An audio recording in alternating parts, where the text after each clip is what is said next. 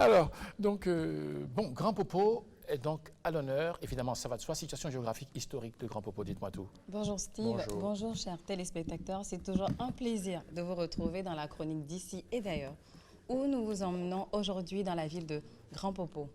La ville de Grand Popo est située au sud-ouest du département du Mono et est limitée au nord par Atiéma, Komé et Houeyogbe, à l'ouest par la République du Togo et au sud-ouest par Ouida et Pomassé.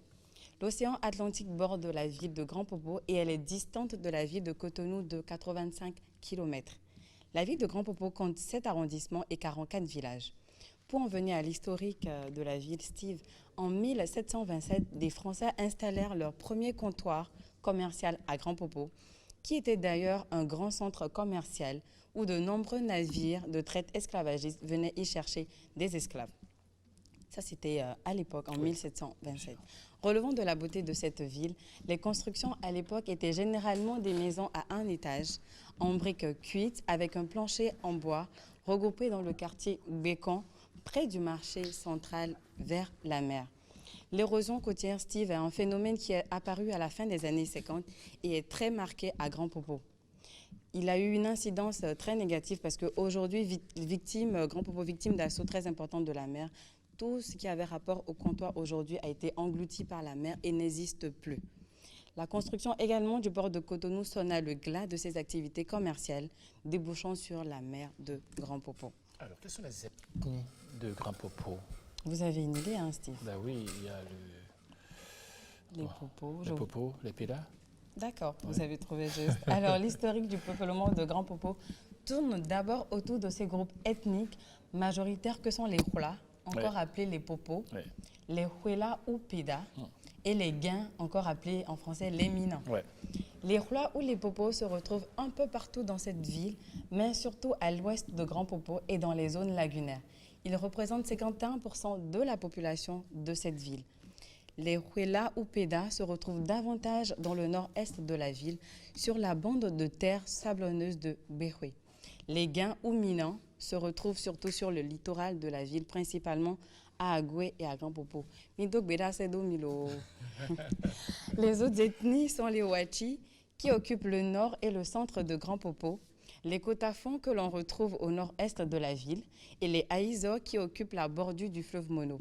Enfin, le long du littoral Steve, on retrouve diverses minorités ethniques venues du Ghana qui pratiquent la pêche maritime et nous avons les Haoussa, les Yoruba et les Peuls qui évoluent essentiellement dans les activités d'élevage de bovins à l'ombre des cocotiers.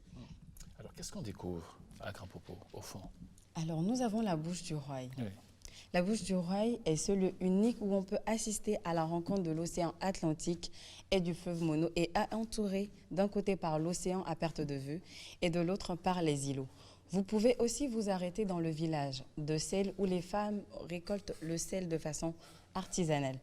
Et si vous êtes de passage, Steve, le week-end de Pentecôte comme celui-là, où nous en sommes en plein, vous devrez participer à cette grande fête dénommée Nonvicha, qui rassemble des milliers de personnes dans une ambiance des plus agréables. Et puis Nonvicha, c'est aussi des choses qu'on mange, qu'on boit. Tout à fait, tout à fait. Alors déjà, pour parler de Nonvicha, elle est célébrée pour la première fois en 1923.